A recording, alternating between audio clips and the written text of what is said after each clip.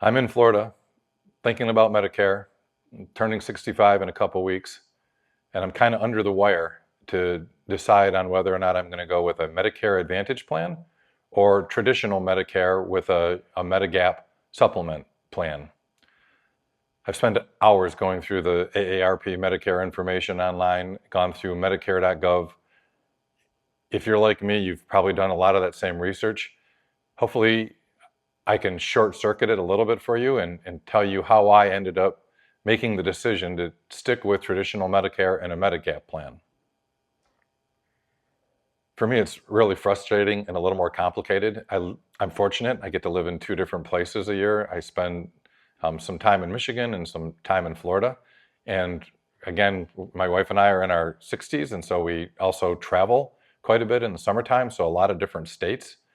That factored into if I needed medical help, what would be the best opportunity as I traveled around. We'll share some of that in the video.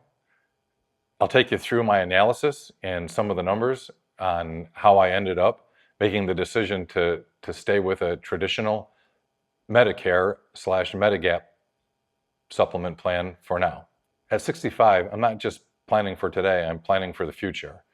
And fortunately, hopefully as we're making this Medicare decision, we're healthy. But the truth is, we need to make the best decision for the point in time when we need to leverage the medical benefits that Medicare provides. For me, I wanted a medical plan that offered the following benefits. I wanted few surprises, predictable medical costs, freedom to choose my own doctors, coverage anywhere in the US without having to worry about out-of-network issues, truly a national plan.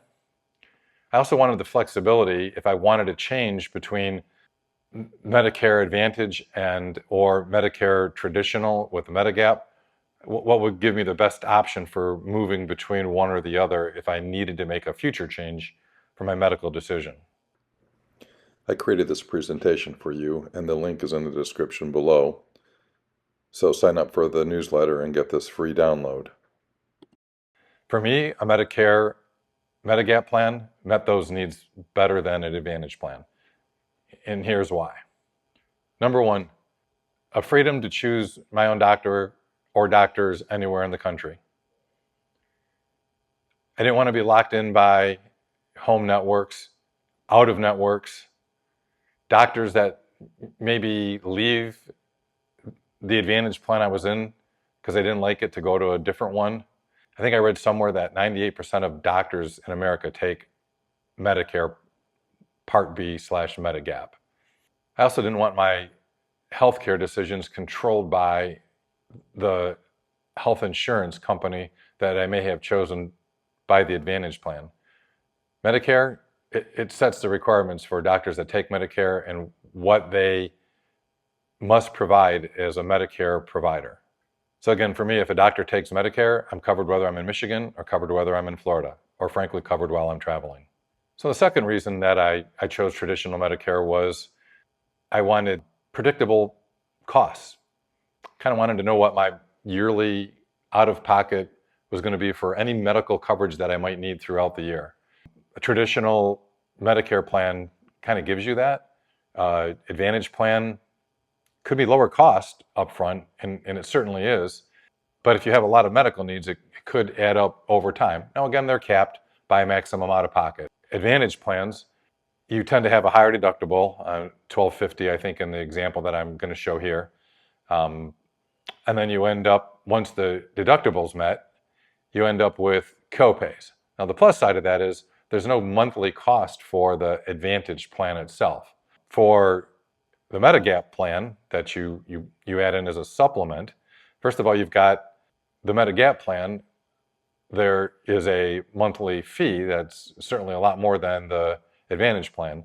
So for me, mine ended up being around $175 a month add-on over zero for the Advantage plan. Sounds kind of silly, right? But hold on and look up the rest of the information first, and you'll see maybe how I came around to saying, it's more money, but it's okay because I know how it's controlled. So what Advantage plans don't talk a lot about is the copays, right? Copays for hospital stays, copays for specialists, copays for a lot of the work you might need done, like X-rays, MRIs, those kind of things. And this table here kind of shows the difference between one of the Advantage plans I looked at versus the Medigap Plan G. G is the one that kind of met the needs for me, and that's what I chose. And again, you can see here that, again, I have a monthly cost for the Medigap plan.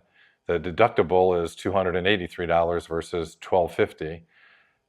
And after that, the Medigap plan basically has zero cost, right? The max out of pocket for the year is $283. So you can see from this table that the copays, again, if you need a lot of work done, could add up. Again, the maximum out of pocket is $6,700 for an Advantage plan, whereas the Medicare Plan G, it's $283. Their drug coverage, again, typically prescription drugs are covered. For generics, there's more costs, as you saw on the table, if you choose brand names. But most important is you want to look at the drug formulary. So what drugs are covered? Are your drugs covered? If your drugs aren't covered, you should look for a different plan. The same thing goes true for a Medigap plan. You saw in the table that I had, if you stick with traditional Medicare, you would pick a supplement plan, Plan G, and then you need a Part D, which is prescription drugs. Again, looking at the formularies, making sure that your drugs are covered there as well. There's kind of two separate issues there, but something different to think about. The second table here just kind of summarizes the monthly costs. And again, you multiply some of the monthly costs by 12, obviously, to get the yearly cost. Some of the others are just fixed costs shown for the year. But again, it shows a comparison between an Advantage plan and what it might have cost me for the year versus a Medigap plan, which it would cost me. So you can see from the second table, I've kind of put together what my 2025 medical costs were, and if I had had a Medigap plan, what they would have been. And you can see that they're pretty close to the same, about $6,500. Now again, if you have more doctors visits, more hospital stays, more emergency kinds of issues, the Advantage plan costs will go up. For an Advantage plan, if you're on traditional Medicare, they stay fixed. And you see that the Medigap plan maybe costs $500 to $1,000 or more, I'm going to say upfront, than an Advantage plan. And quite frankly, based on my medical costs from 2025, the Advantage plan would have been less money for me. Then I'm kind of locked into paying a medical cost for the year over $4,000 versus an Advantage plan. It could be less than that based on your medical needs. And what you do lose, again, is that advantage for travel and living in two places. For me, that was important. So, the balance is how much medical do you think you need? For me, the cost was about a wash. I've kind of said, you know what, I travel, I'm going to try the traditional Medicare. The decision is yours, and it comes down to, do you want to make lower monthly payments up front, but higher costs down the road, or higher payments up front and potentially lower costs? But let's stick around and go on to the next topic. It's something people don't typically consider. You may need to change in the future. Medical needs change as you get older. What might you need to do, and would you make a different decision?